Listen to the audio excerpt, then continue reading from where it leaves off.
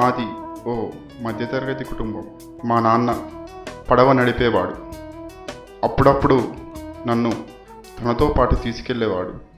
నాకు చాలా ఇష్టం మా నాన్న వెంట వెళ్ళాలని. మా నాన్న పెద్దగా చదువుకోపోయినా అందరికీ సహాయపడేవాడు, సలహాలు ఇచ్చేవాడు కూడా. అతన్ని ఊర్లో ప్రజలందరూ గౌరవించేవారు. మా అమ్మ ఆశయమ్మ.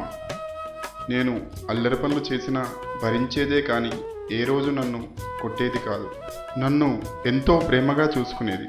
మా కుటుంబంలో నాతో పాటు 3 అన్నయ్యలు, అక్కయ్య జోహరా. అందరిలో నేనే చిన్నవాణ్ణి కావడంతో అందరూ ఎంతో ప్రేమగా చూసుకునేవారు.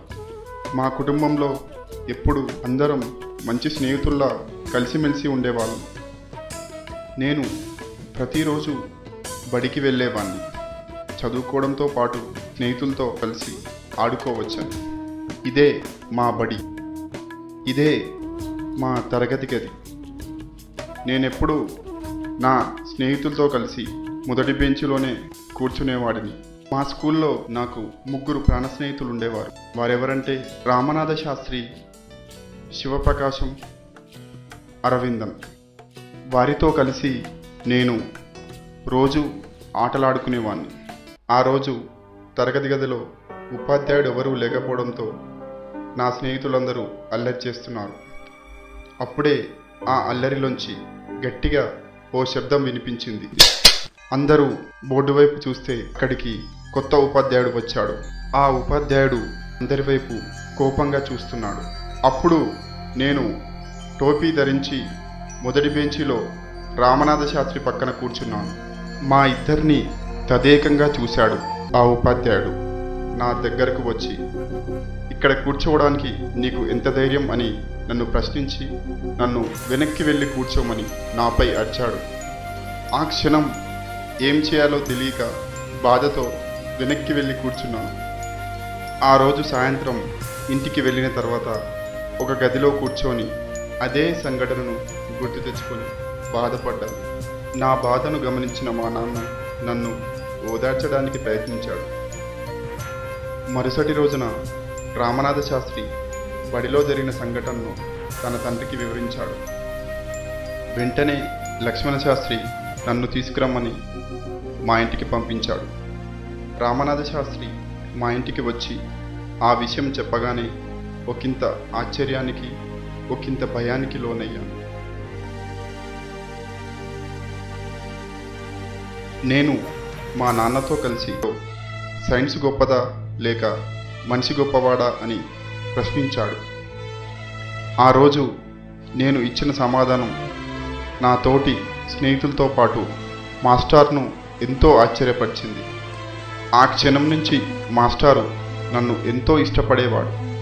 నాకు ఎల్లప్పుడూ సలహాలు, సూచనలు చేస్తూ నన్ను సరైన మార్గంలో నడిపించాడు.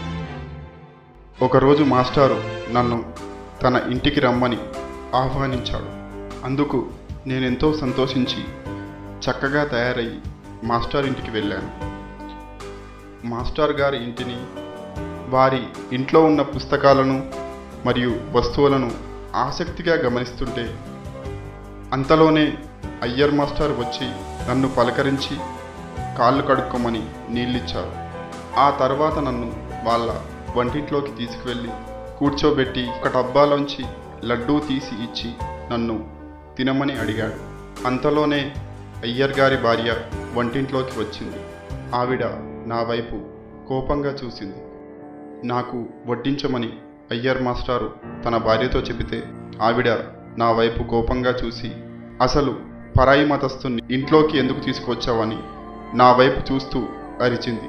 ప్రతి వ్యక్తి జలాలుద్దీన్ మరెవరో కాదు, మా అక్కయ్య జోహరా భర్త. అతను ఎల్లప్పుడూ ఖగోళ శాస్త్ర సాంకేతికమైన విషయాలను ఎంతో ఆసక్తిగా వివరించేవాడు.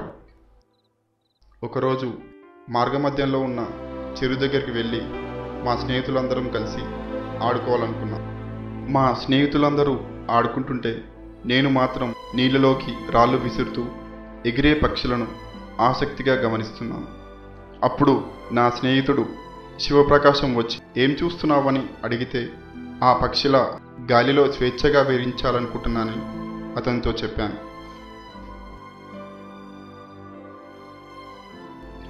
ఆ సమయంలో స్వాతంత్రోద్యమం తీవ్రంగా సాగుతుంది. ప్రపంచ దేశాలన్నీ రెండవ ప్రపంచ యుద్ధంలో అత్యాధునిక సాంకేతిక విజ్ఞానంతో ముందుకు దూసుకెళ్తున్నాయి. మన దేశంలో కూడా సాంకేతిక విజ్ఞానాన్ని పెంపొందించడానికి ఏమైనా చేయాలని మొదటిసారిగా అనుకున్నాను.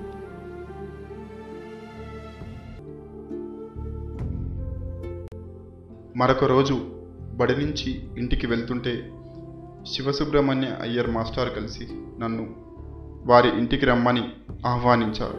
ఆ క్షణం నాకు అంతకుముందు జరిగిన సంఘటన గుర్తుకు వచ్చి కొంత భయాందోళనకు లోనయ్యాను.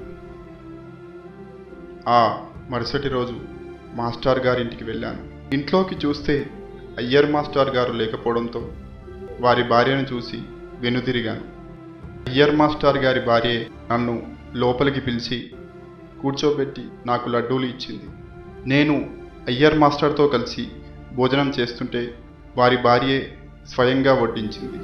ఆ క్షణం ఆమె కళ్ళల్లో నాకు పశ్చాత్తాపం కనిపించింది.